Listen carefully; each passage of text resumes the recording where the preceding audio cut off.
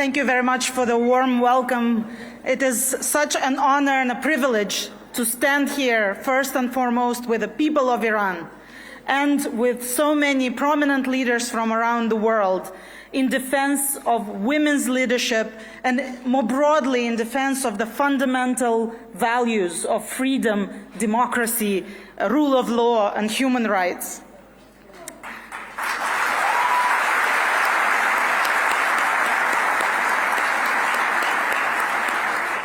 Thank you very much, Madam President Rajavi, for the invitation, and more importantly, for your determined and sustained leadership that you have demonstrated over all these years.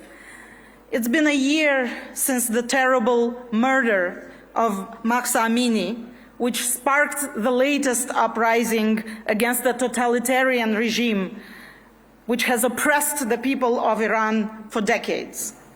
This was not the first or the only uprising, and not even the most deadly, even though we know that 700 people died and tens of thousands have been imprisoned just for holding a different view.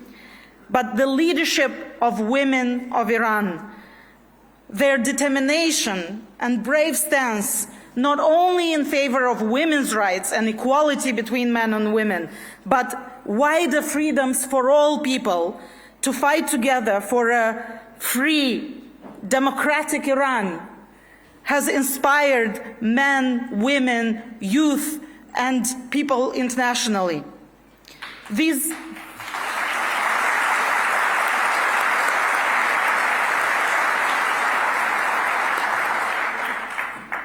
These protests, in fact, as we have seen, continue to simmer and are very widespread. They transcend geographical lines, they transcend generational lines, and they transcend social strata. The women's uprising in Iran, I think, as we look at it from outside, is the first such big revolution led by women.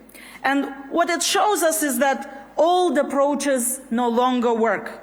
Half measures do not work. Short-term appeasement doesn't work.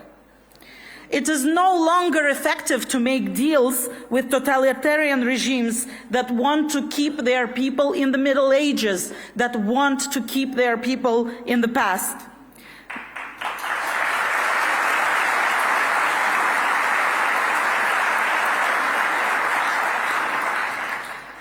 The youth strives for democracy, not simply as a way or an instrument to oppose a totalitarian regime. They actually support it as an assumed choice and a path to a better future. They understand that democratic institutions are the best way to ensure peace, freedom, and prosperity for our people, and a place where our children can live their lives to their full potential. Many reports show us of the dire state of the world, with democracy being on the decline.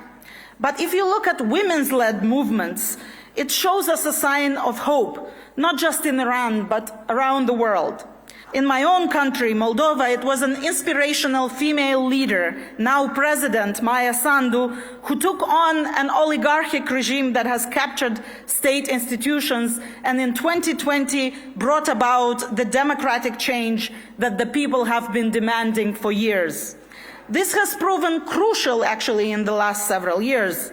It is no coincidence that it is when Moldova was one of the few countries where both the president and the prime minister were women that we have achieved most progress on our path to freedom, democracy, and the rule of law.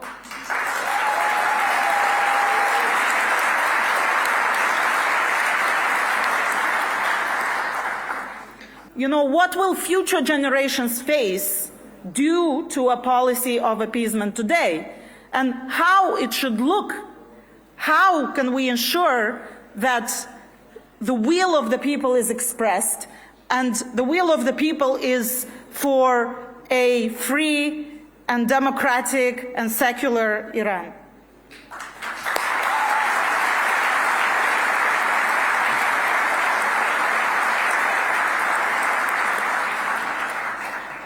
I believe that the restructuring of the security architecture that we are seeing in the world today is fundamentally about democratic values worldwide.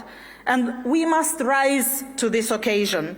Despite the crisis, it is important that we capitalize on these moments, on these historical moments, and think about the rules that we make for the functioning of the society and the functioning of the world order. And in doing so, we should always remember what previous speakers have referred to, what previous generations left for us, and what are we leaving to future generations.